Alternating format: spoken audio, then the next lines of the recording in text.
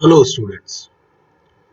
हम पढ़ रहे थे वन डायमेंशन मोशन और उसमें हम आज देखेंगे graphs of one dimension motion. Graphical method की मदद से हम बहुत सारे न्यूमेरिकल सॉल्व कर सकते हैं। इसलिए आज हम पहले कॉन्सेप्ट समझेंगे ग्राफिकल मेथड के लिए और हम पढ़ेंगे graphs in one dimension motion. तो यहाँ पर पहली जो बात है वो ये तय है कि हम वन डायमेंशन मोशन कर रहे हैं। One dimension motion means motion along a straight line. मतलब आप एक स्ट्रेट लाइन में चलेंगे। जो भी पार्टिकल के लिए आप डिस्कशन करेंगे वो स्ट्रेट लाइन में चल रहा है। जब कोई पार्टिकल स्ट्रेट लाइन में चलता है तो वो किसी और डायरेक्शन में नहीं जा सकता, हाँ पर यू टर्न ले सकता है। इसलिए कोई भी पार्टिकल जो यहाँ पर मूव कर रहा है वो एकदम स्ट्रेट लाइन में चलेगा। वो स्ट्रेट लाइन में जा सकता है, लौट कर भी आ सकता है, लेकिन किसी भी डायरेक्शन में वो एक स्ट्रेट लाइन में ही चलेगा। इसलिए यहाँ पाथ फिक्स है। स्ट्रेट लाइन मोशन की बात कर रहे हैं। ट्रांसलेटरी मोशन हो रहा है, स्ट्रेट लाइन मोशन हो रहा है और वन डायमेंशन मोशन हो रहा है। हाँ, यू टर्न लेना अलाउड है लेकिन किसी और एंगल पर टर्न लेना अलाउड नहीं है। 180 डिग्री पर आप मुड़कर वापिस आ सकते हैं। तो ये वन डायमेंशन मोशन होता है। ग्राफ्स को समझने के लिए पहले हमें ये समझना होगा कि ग्राफ में जो इंफॉर्मेशन है, ग्राफ के अंदर जो इंफॉर्मेशन है उसको रिवील करने के लिए हमें कितना मैथ्स यूज करना है। तो उसके लिए हम बात करते हैं। किसी भी ग्राफ में हम y एक्सिस और x एक्सिस पर कुछ पैरामीटर्स लेते हैं। x एक्सिस पर इंडिपेंडेंट पैरामीटर लेते हैं और y एक्सिस पर डिपेंडेंट पैरामीटर लेते हैं। जैसे y बराबर फंक्शन ऑफ x का ये ग्राफ है। जैसे y बराबर 3x, y बराबर 4x, y बराबर 5x, y बराबर 3x स्क्वायर, कुछ भी हो सकता है। यहाँ x में आप जो मर्जी वो वैल्यू रख सकते हो। x can assign any value given to it, but corresponding to a given value of x, there is a value of y, there is a definite value of y, there is an exclusive value of y. तो y की एक fix value है। जैसे अगर आप इस equation में x बराबर 1 रखो तो y इज इक्वल टू 3 आएगा। x इज इक्वल टू 2 रखो तो y इज इक्वल टू 6 आएगा। यानी x को तो आप जो मर्जी वो वैल्यू दे सकते हो, लेकिन उसकी करस्पॉन्डिंग y की एक फिक्स वैल्यू होगी। ये y को ले लेते हैं हम डिपेंडेंट पैरामीटर बोलते हैं, उसको ले लेते हैं हम y एक्सिस पे, और x को ले सकते हैं हम x एक्सिस पे जो कि इंडिपेंडेंट पैरामीटर है जिसमें हम कोई भी वैल्यू डाल सकते हैं। कोई भी ग्राफ, कोई भी इक्वेशन के करस्पॉन्डिंग एक ग्राफ होता है। सच एस ऐसा कोई ग्राफ आपने प्लॉट कर दिया है। जब आप इस ग्राफ को देखेंगे तो आप इस ग्राफ में से 3 इंपॉर्टेंट जो चीजें हैं वो पता कर सकते हैं। पहली इंपॉर्टेंट चीज है स्लोप ऑफ टेंजेंट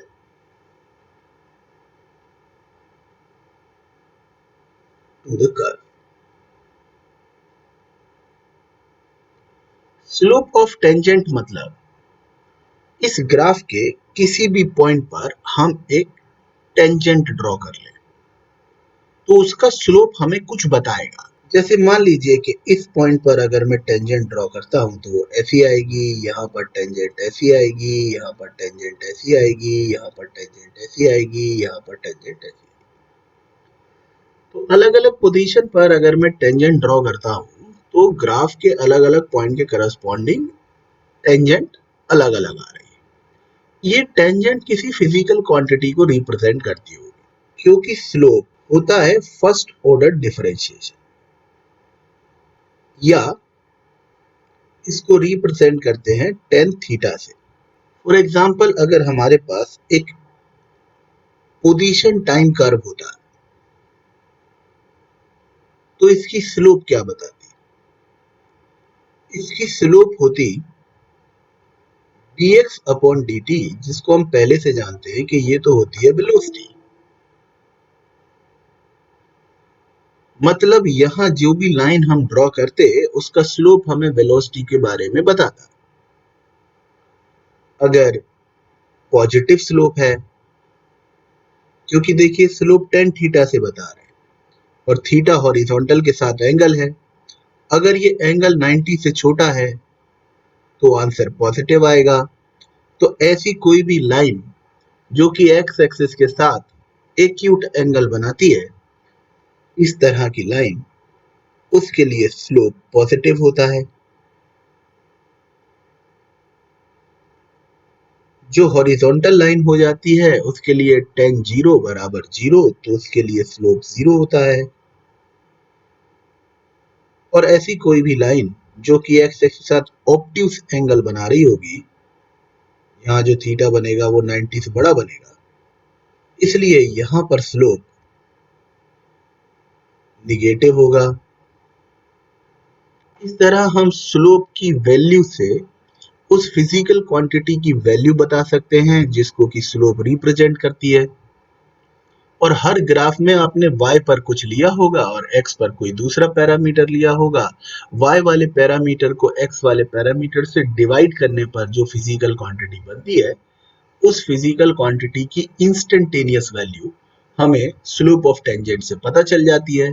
मतलब हमने जिस पॉइंट के करस्पॉन्डिंग वो स्लोप बनाया है, जिस पॉइंट के करस्पॉन्डिंग वो टेंजेंट बनाई है, उस पॉइंट पर उस टेंजेंट का स्लोप हमें स्लोप को रिप्रेजेंट करने वाली फिजिकल क्वांटिटी की वैल्यू बता देता है। ये भी बता देता है कि वो पॉजिटिव है, नेगेटिव है, जीरो है, और है तो कितना है। तो हमें उसका मैग्नीट्यूड, डायरेक्शन, अगर वो वेक्टर है, तो ये सारी चीजें स्लोप को देखकर पता चल जाती है। तो हमें ग्राफ में एक जो पहली महत्वपूर्ण चीज है वो होता है स्लोप। और स्लोप आता है y एक्सिस पर ली गई क्वांटिटी को x एक्सिस पर ली गई क्वांटिटी से डिवाइड करने पर वो डिफरेंट डिफरेंट पॉइंट्स के करस्पॉन्डिंग अलग अलग हो सकता है। तो किसी एक पर्टिकुलर पोजीशन पर, किसी एक पर्टिकुलर पॉइंट पर आप कर्व पर जो टेंजेंट ड्रॉ करते हैं, उस टेंजेंट का स्लोप उस पॉइंट के करस्पॉन्डिंग यानी उस इंस्टेंट पर आपको वो पर्टिकुलर फिजिकल क्वांटिटी की वैल्यू बता देता है जो कि स्लोप से रिप्रेजेंट होती है। जैसे कि एक्स टी कर्व में वेलोसिटी स्लोप से रिप्रेजेंट होती है। और अभी हम जब डिफरेंट डिफरेंट ग्राफ्स पढ़ेंगे तो हम ये पता लगाएंगे कि किस ग्राफ का स्लोप हमें किस फिजिकल क्वांटिटी को रिप्रेजेंट करता है। तब हम ग्राफ को आसानी से देखकर बता सकते हैं कि स्लोप पॉजिटिव है तो वो फिजिकल क्वांटिटी पॉजिटिव है, स्लोप जीरो है तो वो फिजिकल क्वांटिटी जीरो है, स्लोप नेगेटिव है तो वो फिजिकल क्वांटिटी नेगेटिव है। जो दूसरी चीज हमें ग्राफ में समझना होगी वो है concavity. Concavity that is second order differentiation. मतलब y का 2 बार डिफरेंशिएशन x के रिस्पेक्ट में। इसका मतलब है d upon dx dy upon dx, मतलब स्लोप का डिफरेंशिएशन।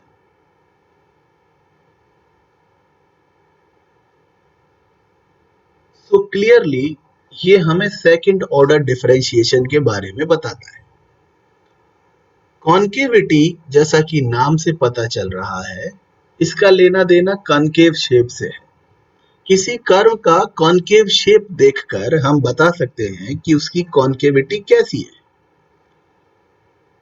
देखिए ये स्लोप के बदलने की रेट को रिप्रेजेंट कर रहा है। स्लोप के बदलने की रेट को रिप्रेजेंट कर रहा है तो समझिए कि कॉन्केविटी पॉजिटिव कब होगी। पहला पॉइंट है पॉजिटिव कॉन्केविटी। पॉजिटिव कॉन्केविटी तब आएगी जब d2y अपॉन dx स्क्वायर आपके पास पॉजिटिव आ जाए, अर्थात स्लोप के बदलने की जो रेट है वो पॉजिटिव आ जाए।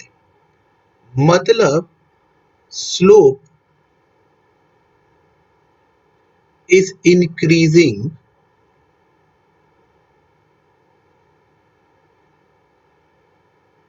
कंटिन्यूअसली। मतलब स्लोप कंटिन्यूअसली इंक्रीज हो रही है, ऐसा होना चाहिए। अब ऐसा कब होगा? ऐसा तब होगा जब हमारे पास कनकेव डाउन होगा। मतलब अगर हमारे पास इस तरह का कनकेव होगा तो ऐसा संभव है, क्योंकि स्लोप लगातार बढ़ना चाहिए। आप ध्यान दीजिए, यहाँ कहीं पर भी टेंजेंट बनाने पर इसका स्लोप नेगेटिव है, यहाँ टेंजेंट बनाने पर इसका स्लोप 0 है, यहाँ टेंजेंट बनाने पर इसका स्लोप पॉजिटिव है। इसका मतलब ये हुआ कि टेंजेंट का स्लोप लगातार बढ़ रहा है। इसलिए अगर कहीं पर भी हमको कनकेव डाउन मिला तो हम समझ जाएंगे कि कॉन्केविटी पॉजिटिव है। कॉन्केविटी पॉजिटिव है मतलब कॉन्केविटी को रिप्रेजेंट करने वाली फिजिकल क्वांटिटी पॉजिटिव है उस समय। जैसे कि अगर हम एक एक्सटी ग्राफ लें और उसमें हमें इस तरह का ग्राफ मिले तो हम समझ जाएंगे कि x का t के रिस्पेक्ट में सेकंड ऑर्डर डिफरेंशिएशन पॉजिटिव है, यानी कि d upon dt dx upon dt, और dx अपॉन dt तो वेलोसिटी होता है, ये पॉजिटिव है। मतलब एक्सेलरेशन पॉजिटिव है। ये हमारा नतीजा निकल आएगा। तो अगर हम xt ग्राफ में देखेंगे कि कनकेव डाउन है तो कॉन्केविटी पॉजिटिव है, और कॉन्केविटी पॉजिटिव है मतलब एक्सेलरेशन पॉजिटिव है। तो क्या कॉन्केविटी कांस्टेंट आ सकती है?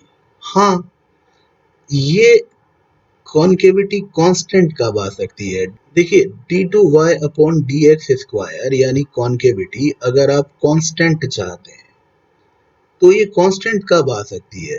अगर y x स्क्वायर के प्रोपोर्शनल हो। क्यों? क्योंकि अगर y की इक्वेशन एक सेकंड ऑर्डर इक्वेशन होगी तो अगर आप पहली बार डिफरेंशिएट करेंगे तो x बचेगा, और दूसरी बार डिफरेंशिएट करेंगे एक और बार तो x भी नहीं बचेगा। मतलब अगर RHS में से x हट जाए तब ये कांस्टेंट आएगा, क्योंकि x तो कोई भी वैल्यू असाइन कर लेता है।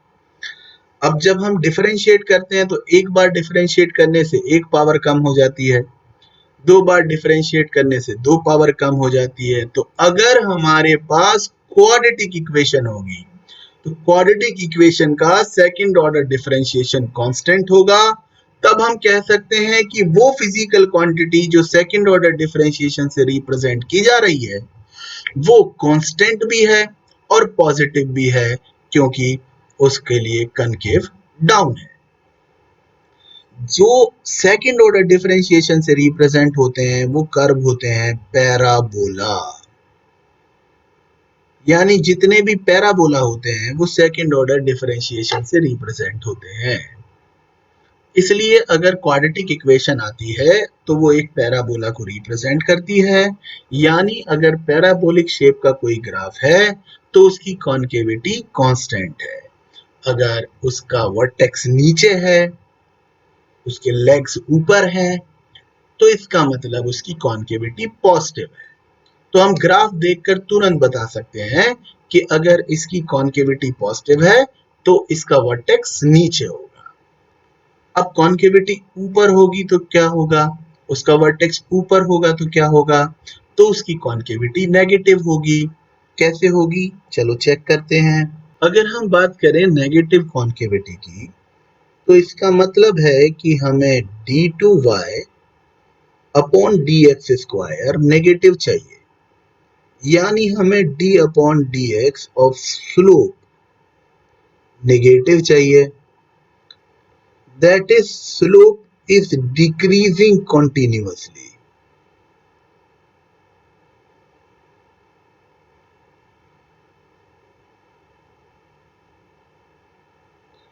तो कंटिन्यूअसली स्लोप डिक्रीज होना चाहिए, मतलब पहले स्लोप कुछ प्लस की होना चाहिए, फिर 0 हो जाना चाहिए और फिर माइनस की हो जाना चाहिए। ऐसा तभी हो सकता है जब हमारे पास इस तरीके का ग्राफ हो, क्योंकि इस ग्राफ में इस तरफ कहीं पर भी अगर हम एक टेंजेंट बनाएं तो उस टेंजेंट का स्लोप पॉजिटिव होगा। यहाँ कहीं पर भी टेंजेंट बनाएं तो इस टेंजेंट का स्लोप 0 होगा। यहाँ कहीं पर भी टेंजेंट बनाएं तो उस टेंजेंट का स्लोप निगेटिव होगा। इस तरह अगर हमारे पास कनकेव अप है, मतलब कनकेव का वर्टेक्स ऊपर है, उसके लेग्स नीचे हैं, तो वह नेगेटिव कॉन्केविटी को रिप्रेजेंट करता है। जबकि अगर हमारे पास कनकेव डाउन है तो वह पॉजिटिव कॉन्केविटी को रिप्रेजेंट करता है। अगर वो एक पैराबोला है तो कॉन्केविटी कांस्टेंट भी है। और कोई डिजाइन का कर्व है, क्योंकि ऐसा तो कुछ भी हो सकता है ना, हो सकता है ये सर्कुलर हो, तब भी क्योंकि इसका वर्टेक्स ऊपर है इसलिए इसकी कॉन्केविटी तो नेगेटिव है। हाँ, लेकिन कॉन्केविटी कांस्टेंट नहीं होगी। कॉन्केविटी कांस्टेंट तभी होगी जब आपके पास पैराबोलिक कर्व होगा, क्योंकि अगर वो पैराबोला होगा तो उसकी corresponding equation y is directly proportional x square या एक क्वाड्रेटिक इक्वेशन होगी। और इस वजह से जब आप उसका डिफरेंशिएशन करेंगे तो उसका सेकंड ऑर्डर डिफरेंशिएशन कांस्टेंट आ जाए। थर्ड है area enclose by curve and x axis. मतलब हमें ये पता लगाना है कि ये जो कर्व था उससे और एक्स एक्सिस के बीच में जो एरिया है, जिसको मैंने ये शेडेड कर दिया, ये हमें क्या बताता है। सबसे पहले तो एरिया का मैथमेटिकल इंटरप्रिटेशन होता है कि आप y का x के रिस्पेक्ट में इंटीग्रेशन कर रहे हैं x की इनिशियल वैल्यू से लेकर x की फाइनल वैल्यू तक। ये किसी फिजिकल क्वांटिटी को रिप्रेजेंट करता होगा और वो फिजिकल क्वांटिटी एरिया से आ जाती होगी। मतलब अगर आप इंटीग्रेट नहीं करना चाहते हैं या इंटीग्रेशन एक बड़ी समस्या दे रहा है तो आप सिंपली शेडेड पार्ट का एरिया निकाल लीजिए और एरिया उस फिजिकल क्वांटिटी को रिप्रेजेंट करने लगेगा जो कि y का x के रिस्पेक्ट में इंटीग्रेशन करने से आती है। फॉर एग्जांपल, हम सभी जानते हैं कि अगर हम वेलोसिटी का टाइम के रिस्पेक्ट में इंटीग्रेशन करें, टाइम की इनिशियल लिमिट से टाइम की फाइनल लिमिट तक, तो हमारे पास डिस्प्लेसमेंट आ जाएगा। तो अब जो डिस्प्लेसमेंट है वो निकालने के लिए अगर हमारे पास वेलोसिटी और टाइम के बीच में एक ग्राफ हो और हम उस ग्राफ से एनक्लोज्ड एरिया निकाल लें तो हमारे पास डायरेक्ट डिस्प्लेसमेंट आ सकता है। इस तरह कंक्लूजन ये है कि जो स्लोप है उसको देखकर हमें फर्स्ट ऑर्डर डिफरेंशिएशन से रिप्रेजेंट होने वाली फिजिकल क्वांटिटी के बारे में पता चलेगा। अगर इस तरह स्लोप है तो उसे पॉजिटिव स्लोप बोलेंगे, ऐसे स्लोप को जीरो स्लोप बोलेंगे, ऐसी लाइन के स्लोप को नेगेटिव स्लोप बोलेंगे। दूसरी चीज है कॉनकेविटी, जिससे हमें सेकंड ऑर्डर डिफरेंशिएशन का पता चलेगा।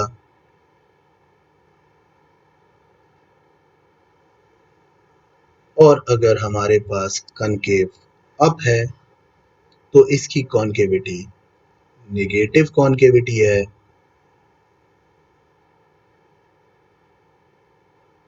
और कनकेव डाउन है तो इसकी कॉनकेविटी पॉजिटिव कॉनकेविटी है।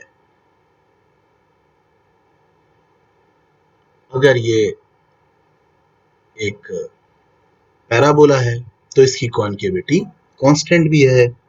तो हमने ये भी समझ लिया कि for parabolic curve कॉनकेविटी is constant. और लास्ट थर्ड है कि अगर आप एरिया ऑफ ग्राफ निकालते हैं तो एक्चुअली में जो एरिया होता है वो आपको इंटीग्रेशन की वैल्यू निकाल के दे देता है अब इंटीग्रेशन जिस भी फिजिकल क्वांटिटी को रिप्रेजेंट करा रहा हो, एरिया पता लगाकर आपके पास वो फिजिकल क्वांटिटी की वैल्यू आ जाएगी। इस तरह से हम इन 3 पैरामीटर्स की मदद से किसी भी ग्राफ का एनालिसिस कर सकते हैं। तो किसी ग्राफ को एनालाइज करने के लिए हमें 3 चीजों की जरूरत होती है: ग्राफ का स्लोप, उसकी कॉन्केविटी और उसका एरिया। और स्लोप, कॉन्केविटी और एरिया तीनों कुछ अलग अलग फिजिकल क्वांटिटीज को रिप्रेजेंट कर रहे होते हैं, और उन फिजिकल क्वांटिटीज की वैल्यू के लिए हमें बहुत बड़े मैथमेटिक्स जैसे डिफरेंशिएशन और इंटीग्रेशन का इस्तेमाल ना करना पड़े, इसके लिए ग्राफिकल मेथड एक अच्छी मेथड है। अब हम बात करते हैं कुछ इंपॉर्टेंट आइडियाज की जो ग्राफ का एनालिसिस करना हमारे लिए आसान बना देते हैं।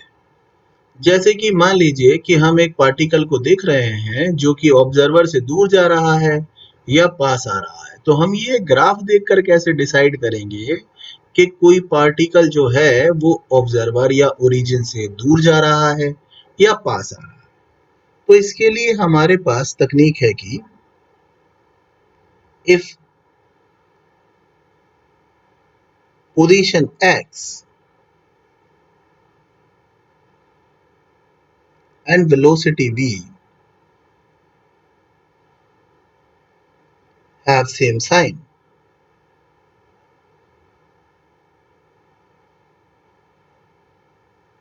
then particle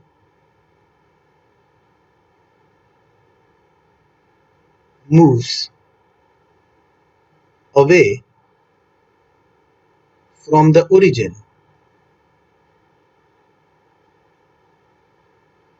and if they have opposite sign,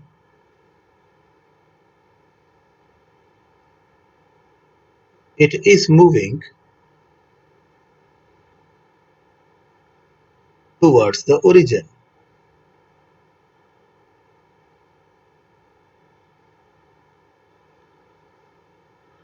इसको अपन समझ भी सकते हैं। मान लीजिए कि ये हमारे पास एक कोऑर्डिनेट सिस्टम है। इस कोऑर्डिनेट सिस्टम में ये y एक्सिस है, ये x एक्सिस है। इस तरफ हर जगह हम इस डायरेक्शन को भी पॉजिटिव मानेंगे और इस ओरिजिन के राइट साइड जो जितनी भी पोजीशंस होंगी उनको हम पॉजिटिव x कोऑर्डिनेट्स बोलेंगे। इसी तरह लेफ्ट में जो डायरेक्शन है उसको हम माइनस डायरेक्शन मानेंगे और यहाँ लेफ्ट में जितनी भी कोऑर्डिनेट्स हैं x कोऑर्डिनेट उनको भी नेगेटिव मानेंगे। मान लीजिए कि एक ऑब्जर्वर है, यहाँ पर ऑब्जर्वर ए, और ये इस तरफ किसी वेलोसिटी से जा रहा है। हमें इस वेलोसिटी को पॉजिटिव वेलोसिटी बोलना पड़ेगा। आप देखिए इसका x कोऑर्डिनेट भी पॉजिटिव है,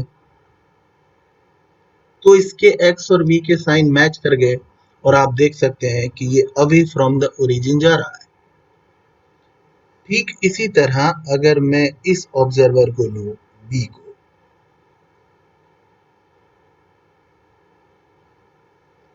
और ऑब्जर्वर b के लिए वेलोसिटी को मुझे नेगेटिव लेना पड़ेगा क्योंकि इस डायरेक्शन को मैंने नेगेटिव लिया है और इसका x कोऑर्डिनेट भी नेगेटिव है। तो आप देख सकते हैं कि जैसे ही x और v के साइन मैच किए, ये फिर से अवे फ्रॉम द ओरिजिन जा रहा है। यानी कि a के लिए x और v दोनों पॉजिटिव है और वो अवे फ्रॉम द ओरिजिन जा रहा है। b के लिए x और v दोनों नेगेटिव है और वो भी अवे फ्रॉम द ओरिजिन जा रहा है। मतलब हम मान सकते हैं कि अगर x और v के साइन सेम आ जाएंगे तो पार्टिकल जा रहा होगा अवे फ्रॉम द ओरिजिन, और अगर ऑपोजिट आ जाए तो फिर से देख लेते हैं। ये फिर से हमने एक y एक्सिस बना लिया, ये फिर से हमने एक x एक्सिस बना लिया, ये x एक्सिस, ये माइनस x एक्सिस, यहाँ पर एक पर्सन है a और इसका x कोऑर्डिनेट पॉजिटिव होगा। यहाँ पर दूसरा है, इसका x कोऑर्डिनेट निगेटिव होगा। अब अगर a और b दोनों टुवर्ड्स द ओरिजिन चलने लगते हैं तो मुझे a की वेलोसिटी को लेना पड़ेगा नेगेटिव क्योंकि ये नेगेटिव डायरेक्शन में जा रहा है और b की वेलोसिटी को लेना पड़ेगा पॉजिटिव, क्योंकि ये पॉजिटिव डायरेक्शन में जा रहा है। अब आप देखिए कि a के लिए x का साइन है पॉजिटिव और v का साइन है नेगेटिव, और वो टुवर्ड्स द ओरिजिन जा रहा है। और इसी तरह b के लिए v का साइन है पॉजिटिव, x का साइन है नेगेटिव, और वो टुवर्ड्स द ओरिजिन जा रहा है। तो हम कह सकते हैं कि अगर किसी भी पार्टिकल के पोजीशन और वेलोसिटी के साइन मैच कर जाएं तो वो particle away from the origin जा रहा होता है, जबकि अगर उसके साइन अपोजिट हो तो वो पार्टिकल टुवर्ड्स द ओरिजिन आ रहा होता है। सेकंड जो इम्पोर्टेंट आइडिया है वो हमें लीड करेगा कि हम ये कैसे पता लगाएं कि किसी पार्टिकल ने यू टर्न ले लिया। तो पहले तो हम सोचें कि साइंस ऑफ यू टर्न क्या है। साइंस ऑफ यू टर्न ये है कि आप किसी एक पर्टिकुलर डायरेक्शन में जा रहे होते हैं, तो आपकी वेलोसिटी का कोई एक पर्टिकुलर साइन होता है। जैसे मैं मान लेता हूं यहाँ पॉजिटिव साइन था आपकी, फिर आप रुकेंगे, रुकना ही पड़ेगा लौटने के लिए, तो आप रुकेंगे, रुकेंगे मतलब आपके पार्टिकल को आना पड़ेगा मोमेंटरी रेस्ट में। सर ये रेस्ट और मोमेंटरी रेस्ट में क्या अंतर होता है? हाँ ये भी अच्छी बात है भाई। देखिए रेस्ट जो होता है उसमें पार्टिकल के पास वेलोसिटी भी जीरो होती है और एक्सेलरेशन भी जीरो होता है। सर हम कैसे पता लगाएंगे कोई पार्टिकल रेस्ट में है? अगर एक पार्टिकल लंबे समय तक रुका हुआ दिख रहा है तो उसे हम रेस्ट कहेंगे, लेकिन अगर कोई पार्टिकल किसी एक इंस्टेंट पर रेस्ट में दिखता है, जैसे कि अगर आप एक पत्थर को ऊपर उछालें, जब उसे हाईएस्ट पॉइंट पर देखेंगे तो वो रुक कर ही तो पलटेगा, तो उस इंस्टेंट पर वो रुका हुआ दिखेगा, पर ना तो उसके पहले वो रुका हुआ है ना उसके बाद वो रुका हुआ है। इसलिए उस इंस्टेंट पर, उस मोमेंट पर वो रुका हुआ है। यानी मोमेंटरी रेस्ट जो होता है उसमें वेलोसिटी तो जीरो होती है बट एक्सेलरेशन जीरो नहीं होता, क्योंकि एक पत्थर जिसे आप ऊपर फेंकेंगे उस पर ग्रेविटेशनल एक्सेलरेशन जी लगातार लग रहा है। जब वो रुक गया तब भी लग रहा है, फिर वापिस आया तब भी लग रहा है, ऊपर जा रहा है तब भी लग रहा था। इसलिए रेस्ट होता है जब वेलोसिटी भी जीरो हो, एक्सेलरेशन भी जीरो हो, और मोमेंटरी रेस्ट होता है जब वेलोसिटी जीरो हो बट एक्सेलरेशन नॉन जीरो। तो सबसे पहले तो आपके पास एक वेलोसिटी होना चाहिए, या तो पॉजिटिव या नेगेटिव। फिर वो वेलोसिटी किसी पॉइंट पर जाकर हो जाना चाहिए जीरो, वहां एक्सेलरेशन फिर भी होना चाहिए जो इसे पलट के वापस चलाएगा, और फिर आपकी वेलोसिटी का साइन पलट जाना चाहिए। अगर वो पहले पॉजिटिव था तो अब नेगेटिव हो जाना चाहिए, और अगर वो नेगेटिव था तो अब पॉजिटिव हो जाना चाहिए। मतलब मैं समझा कि अगर मुझे यू टर्न लेना है तो यू टर्न का साइंस ये है कि आपको किसी एक पॉइंट पर मोमेंटरी रेस्ट में आना पड़ेगा, और उस पॉइंट के पहले और बाद में आपकी जो वेलोसिटी है उसका साइन म्यूचुअली ओपोजिट होना चाहिए। तो हम कंक्लूड कर सकते हैं that sure test of U turn is the particle must comes into momentary rest and after that the sign of velocity must be reversed so that it represents that the direction is flipped over itself। मतलब जिस रास्ते पर जा रहे थे उसी रास्ते पर वापस लौट कर आ रहे हैं, तो इसको हम यू टर्न मान सकते हैं। अब हम इसको ग्राफ में कैसे विजुअलाइज करेंगे, मतलब ये चीज हमें ग्राफ में कैसे दिखेगी? तो देखिए जरूरत समझिए, वेलोसिटी प्लस में होना चाहिए, फिर जीरो होना चाहिए, फिर माइनस होना चाहिए, या फिर वेलोसिटी पहले माइनस होना चाहिए, फिर जीरो होना चाहिए, फिर प्लस में होना चाहिए। अब ये हमें ग्राफ में कैसे दिखेगा? तो अगर हम वेलोसिटी टाइम ग्राफ में यू टर्न देखना चाहते हैं तो हमें समझना होगा कि टाइम एक्सिस के ऊपर ऊपर हर जगह वेलोसिटी पॉजिटिव है, टाइम एक्सिस के नीचे नीचे हर जगह वेलोसिटी नेगेटिव है, और टाइम एक्सिस पर, एंटायर टाइम एक्सिस पर वेलोसिटी जो है वो जीरो है। अब अगर कोई भी ऐसी लाइन हो जो टाइम एक्सिस को काटते हुए दोनों क्वाड्रेंट में आ जाए,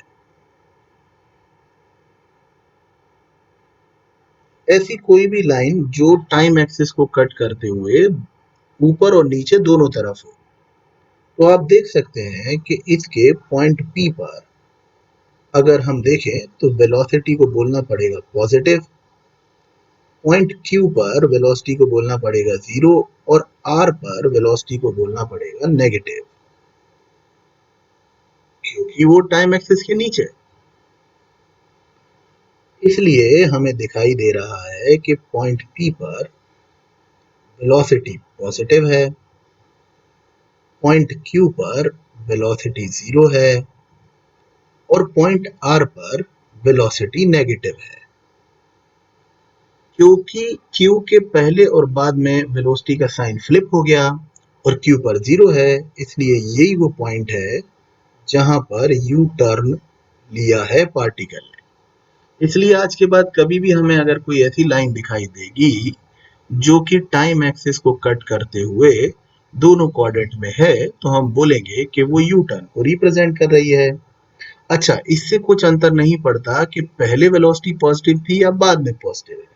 मान लीजिए पहले वेलोसिटी जो थी वो नेगेटिव है, बाद में पॉजिटिव है, इस तरह की लाइन है।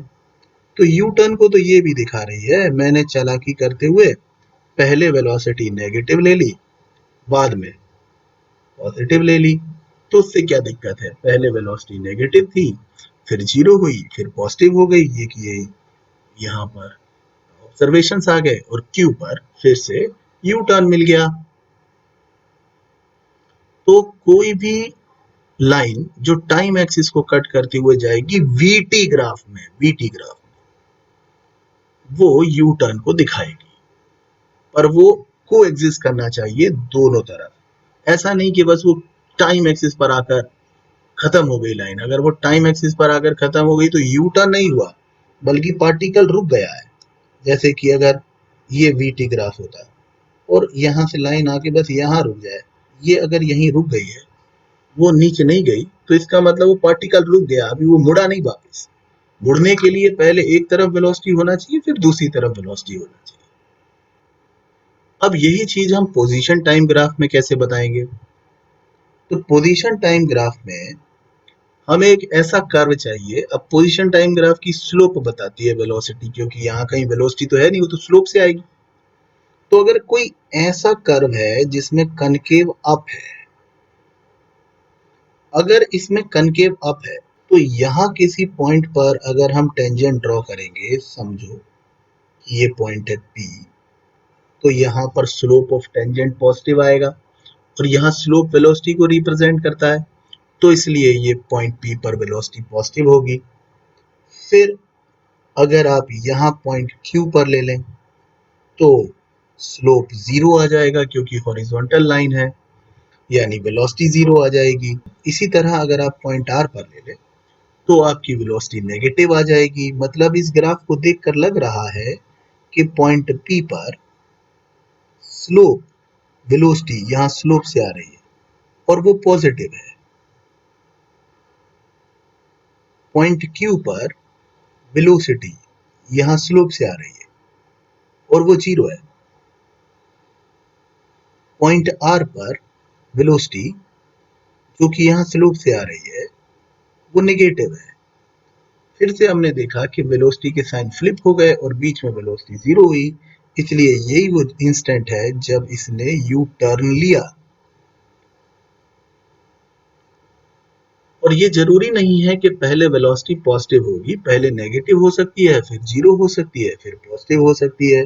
तो कनकेव अप या कनकेव डाउन एक्स की ग्राफ में अगर हमें फुल कनकेव मिलता है, जो नीचे हो या ऊपर हो, उसका वर्टेक्स ऊपर भी हो सकता है, नीचे भी हो सकता है, और वो यू टर्न को रिप्रेजेंट करेगा। जैसे कि इस कर्व में पहले वेलोसिटी नेगेटिव है, फिर 0 है, फिर पॉजिटिव है। मैं चालाकी से पॉइंट्स को R, Q और P नाम दे देता हूं, ताकि मुझे ये चीज दोबारा से ना लिखना पड़े, और दोनों ही ग्राफ के लिए नोटेशंस तो यही आएंगे। पर याद रखिए कि हमें फुल कनकेव चाहिए। ऐसा नहीं होना चाहिए कि कनकेव यहाँ तक आया और यहाँ रुक गया। देखिए, अगर इसका ये जो डॉटेड पार्ट है ये नहीं होगा, तो ये बता रहा होगा सॉलिड पार्ट के सिर्फ ये रुक गया। मुड़ने के लिए उसकी वेलोसिटी का साइन चेंज भी होना चाहिए, तब हम डेफिनेटली बता सकते हैं कि पार्टिकल ने यू टर्न ले लिया।